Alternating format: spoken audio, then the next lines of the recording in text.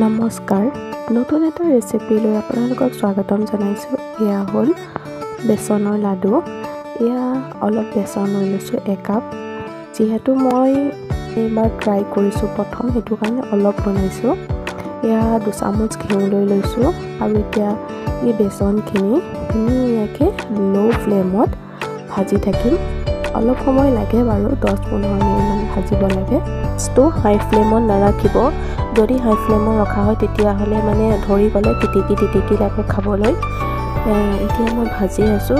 এয়া খিচমিচ দি দিছোঁ, যিহেতু মোৰ ঘৰত বাদাম নাছিলে সেইটো কাৰণে খিচমিচে দি দিছোঁ। এয়া অকণ গাখীৰ দি দিছোঁ আৰু অকণমান পানী দি দিব পাৰে যদি শুকান হৈ থাকে। এয়া চেনি গুড়ি কৰি ল'লে ভাল হয়।